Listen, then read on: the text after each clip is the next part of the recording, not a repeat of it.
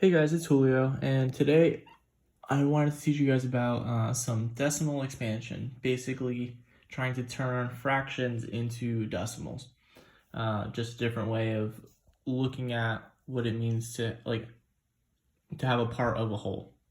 So here, this is my part of a whole. I have 3 slices of pizzas, and I basically want to figure out how much I have left. Well, I know that an original pizza has 8 slices, so right now I have 3 slices left out of the 8, right? So I can know that it's 3 out of 8, but if I want to know what it is as a decimal, what I would do is I divide 3 by 8. So here I set it up so that I can do 3 divided by 8, which is 3 on the inside, 8 on the outside, but 8 doesn't go into 3. So what I did was I added a few extra zeros at the end, as you can see there, and now I can treat it as 30 or 300 or 3000 as opposed to just 3. And then that lets me figure out what it is, what the decimal is that way. So here I got 375, right? Because 8 goes into 30 3 times. Then I got 24. 30 minus 24 is 6. Bring down the 0. 8 goes into 60 7 times. It's 56. 60 minus 56 is 4. Bring down the 0 again. 8 times 5 is 40. 40 minus 40 is 0. So the final decimal here was 0.375. And that's basically how you expand it. So let's think about how much I've already eaten, for example. I'll give you guys a second to think about it. All right. Well, if I have 3 left, that means that I already ate 5. So that's 5 out of 8, right? How much did I already eat? 5 slices. So I can think about it as 5 divided by 8. And what I do here is 8 goes into 50 6 times. 50 minus 48 is 2. Carry the 0, bring down the 0, 20, and then 8 goes into 20 2 times. 8 times 2 is 16. 20 minus 16 is 4. Bring down the 0, 40, and we know 8 goes into 45 times. And that means that I have 0.625. That's how much I ate already. 0.625 of a pizza. But let's look at, for example, 3 out of 7, right? This, if you do it out, is a long number.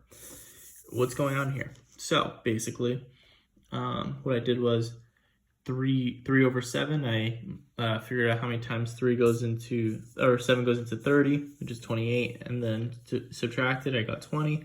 That goes into that twice, and then subtracted them, got 6. Bring down the 0, 60. 7 goes into 60 8 times, got 56. Subtracted them, got 4. Brought down the 0. 7 goes into 40 5 times. I subtracted, got 5. Brought down the 0. 7 goes into 50 7 times, 49. 50 minus 49 is 1. Brought down the 0, got 10. 7 goes into 10 1 time. Subtracting, I got 30. But notice this 30, we had that up here. And that brought us all the way back down to 30. So basically, if I kept going, I'd do 7 goes into 30 4 times, get 28. 30 minus 28 is 2. How many times does 7 go into 20? Well, twice, 14. And then notice I would just keep going 4, 2, 8, 5, 7, 1, 4, 2, 8, 5, 7, 1, and it would just keep repeating itself. So why is this decimal never ending? Well, what's important to know is that decimals are in a base 10 system. So you can have 1/10 or 1 out of 10, 100th or 1 over 10 times 10 or 10 to the second, or 1,000th would be 1 over 1,000 or 1 times 10 times 10 times 10. It's just all always made up by 10. So knowing that it's made up of 10, that helps us with figuring out if these numbers are going to end or not. Because 10s are made up of 2s and 5s, right? So 1 over 10 is 1 over 2 times 5. And that works. 1 over 100 is 1 over 2 times 5, which is 10, times 2 times 5, which is 10. And then it keeps going. So if the denominator is made up of only 2s and 5s, then we know that it will end eventually. So here, for example, 3 out of 8, 8 is 2 times 2 times 2. So we knew that it would end eventually, which is why we got 0.375. Some other examples, 2 over 5 is just made up of a 5, the denominator. So that means that it'll be good, 0.4. And then 3 out of 8, like I said, 3 over 2 times 2 times 2 is 0.375. 13 out of 40, that's a hard one. I don't even know what it is, honestly.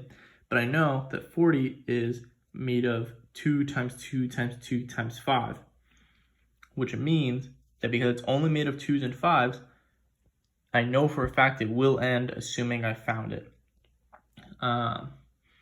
And 3 out of 7 doesn't work because it's just 3 over 1 times 7. And that's not made of 2s or 5s. So that's why it's irrational.